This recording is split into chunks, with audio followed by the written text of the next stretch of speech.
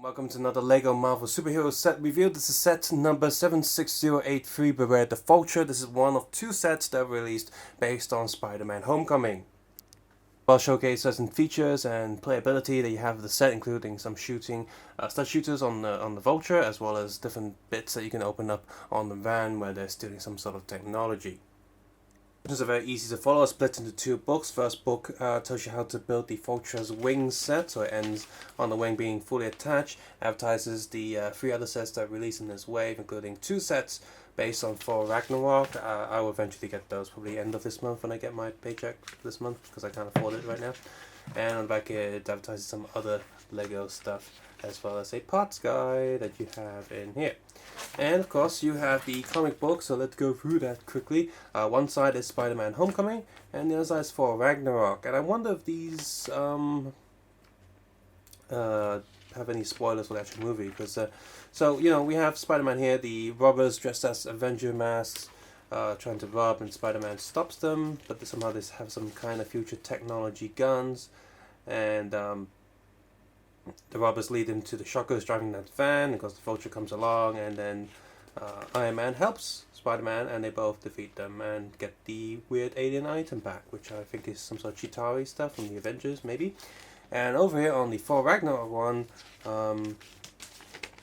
Thor gets pushed into the portal with Loki, and they're in the arena, and then Hulk appears in the arena, and then they fight, and then Hulk turns back into Bruce Banner, and the alien bounty hunter comes along, Lady Death's there, and they all go and fight her. She's got some weird war dog things. They fight, and then they defeat her. So who knows if any of that will appear in the actual movies. There's also, of course, a sticker sheet with some spiderweb stickers. I'm not really sure if that's a good idea or not. Spiderweb stickers. I mean, if you stick that, then you permanently have some spiderwebs on something. So there could be stickers I don't want to use. Chaka's van, and so you can't open it up on the front, so you have to take the top off, and then you can put the boxes from the back have rolled out to the front. And it almost looks like this. You sort of fit two people in there. If you take off one of their arms, and you can probably fit two people in there. And put that back on. Steering wheel is on one side of the van, so it's almost again a two-seater, but it's not, it's still one-seater. You have these rear view mirrors, rear view mirrors. Oops, but without the wedge plates, like the cheese wedgie plates, triangle ones, to make it look more triangular. It's just a flat piece there. And on the back of the van, you can open up this door hatch just like a regular fan, but you can also open the rest of it up. And you can bring out this automatic stud shooting cannon to shoot down Iron Man or Spider-Man. But apart from that, you got these two crates that sort of supposed to stand in there, but they wobble all over the place, so not the best. There are also some sort of items on each side. I guess there's some sort of torch and some sort of Chitauri gun right there on the other side. Stickers, the van looks like some sort of oil tanker or some sort of fuel transport or water transport van, and it looks pretty decent. It's not the best, but it feels bulky enough to be realistic, and like I said, it's almost a two-seater, and I wish it was, because LEGO really needs to do more proper two-seater cars. Maybe not for the city line, but for movie license or other licensed lines, when they're trying to be a little bit more realistic, they should try to move towards having being able to put two people in a car. That would make more sense. Build is the Vulture's sort of jet wings, and I like to use the shoot patterns here. Makes it look very techy. That's cool. Vulture's neck piece joins here, so you can fly onto it. So it's attached with this sort of backpack piece, and you got these extra bits here that they've used to do lots of the Vulture wings. So they're all attached on singular arms, so you can do a lot of movement there.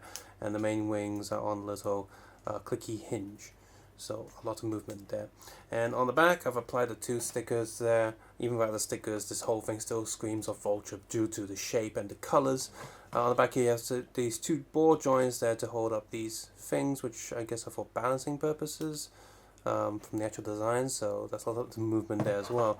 The downside with this thing is A, it doesn't stand on its own, so that's a little bit annoying, and B, these stud shooters, they fall off quite easily because they're only attached to an arm on a weird angle, so they can come off quite easily. But aside from that, it's okay. It gets the job done and looks pretty decent.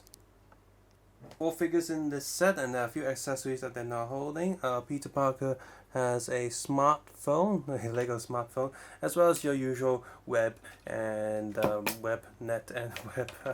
Oh, that actually took him off. Web string there that beat up the Vulture, and so they have that going on. Let me just put Vulture back there. There we go. Vulture there uses the helmet, the new Iron Man helmet, and the actual Iron Man figure uses the old helmet that you can open the mask. But for some reason, there's no Tony Stark head inside. Instead, it's a transparent blue head. So again, is that some kind of spoiler?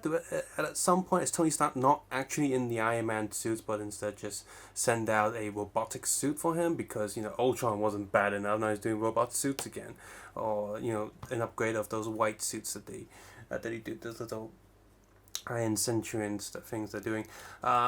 That's the regular Iron Man sort of transparent pieces to make it look like he's flying. Spider-Man has these sort of shock punching things. And the Thor Ragnarok set, he gets the transparent blue ones, whereas here the white ones that look kind of like little web punches, like he put some web on his fist like boxing gloves. Or that he's punching so fast as a bit of web or white going through the wind. And Shocker has 2 sort of giant metallic fists.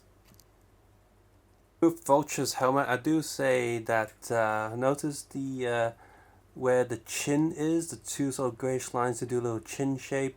Those are printed off center. So well done, Lego, for again being crappy with your quality control.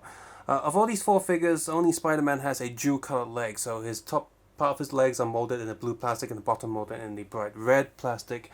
The faces underneath are nothing special, to be honest. Shocker just looks like generic face printed on a brown head. And the Vulture, while he does have the white eyebrows, he doesn't really look like Michael Keaton. Just looks like a slightly older guy or a young Palpatine with white eyebrows, which is a shame. We could have done with one of those heads that look kind of like Michael Keaton, and then maybe we can put that on like a Batman body and have like a proper 1989 Batman minifigure. But no, this is no resemblance of that. I mean, he does have some little like liver spots on the head. You can say he's a little bit like Vulture from the comic books. So they definitely stayed away from movie picture images, probably to avoid licensing fees from the actors, which is a shame because we could have had an awesome figure, but we don't. Till now, I still say the minifigure that looks most like its original actor or counterpart is the Indiana Jones's father. It definitely looks like Sean Connery, that minifigure head. It's so much like him, whereas everything else just doesn't quite get there. I wonder why that is.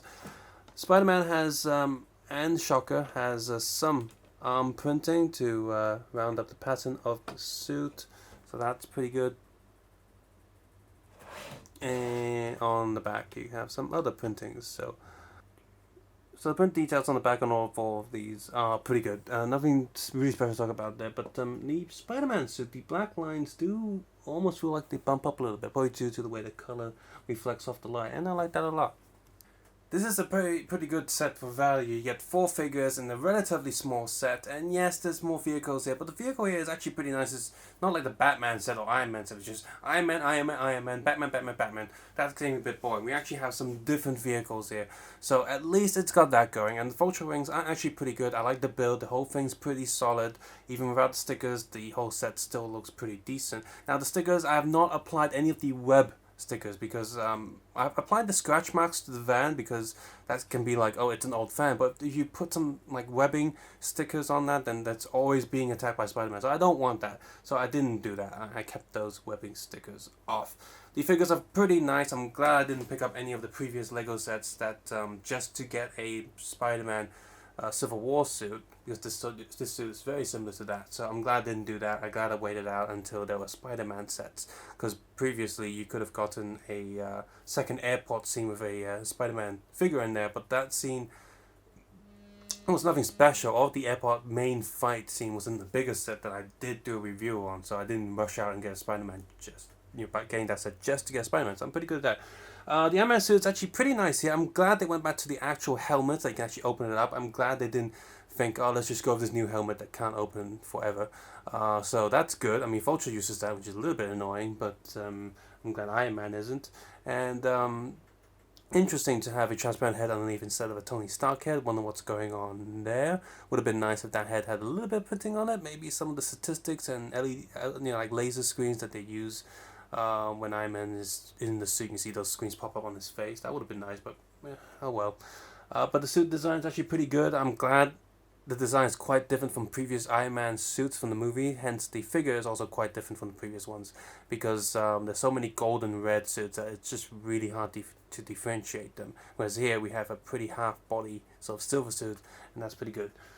So yeah, good value for this set. Not a big set. Get many figures. The 4 Ragnarok sets that I'll be reviewing soon also have this feature where the set isn't too big, isn't too expensive, but you get a lot of figures in them. So I think that's great. It's like, oh, we can't get that many sets up. Let's give the fans what they want and try to put more figures in there that they want. So I think that's it. That's good there. Kudos, Lego.